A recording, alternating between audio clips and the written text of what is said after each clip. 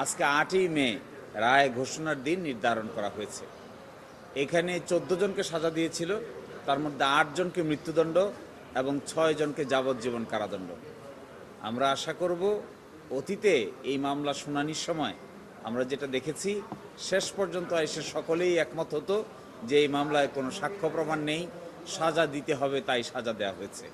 ফলে আমরা আশা করব যে আগামী 8 তারিখে মাননীয় হাইকোর্ট বিভাগ রায়ের জন্য নির্ধারণ করেছেন, সকলকেই আমাদের আসামি যারা আছেন বিশেষ করে তাদেরকে বেকসুর খালাস দেবেন, এটি আমাদের প্রত্যাশা থাকবে। আমরা আর্গুমেন্টে বলেছিলাম যে এই মামলায় 3 জন আসামির স্বীকারোক্তিমূলক জবানবন্দি আছে। এই 3 জন আসামির স্বীকারোক্তিমূলক জবানবন্দির ভিত্তিতেই মূলত এখানে ফাঁসি দেওয়া হয়েছে 8 জনকে, আর 6 জনকে যাবজ্জীবন সাজা দেওয়া হয়েছে।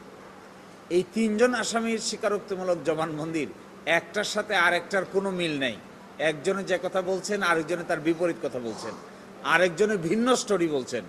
ফলে এটা আমাদের বিবেচনায়, আইন অঙ্গনের অভিজ্ঞতার বিবেচনায় এই মামলায় কাউকে সাজা দেওয়ার কোনো সুযোগ আছে বলে আমরা মনে করি না। এখানে সার্কামস্টেন্সিয়াল এভিডেন্স অর্থাৎ পারিপার্শ্বিক কিছু এভিডেন্স নিয়ে আসার চেষ্টা করা হয়েছিল। তার মধ্যে ছিল একটা গাড়ি, আর তার মধ্যে ছিল মোবাইল কল এবং একজন পুলিশ। ওই পুলিশকেও তদন্তকারী কর্মকর্তা খুঁজে পায় নাই, গাড়িও খুঁজে পায় নাই এবং মোবাইলও খুঁজে পায় নাই।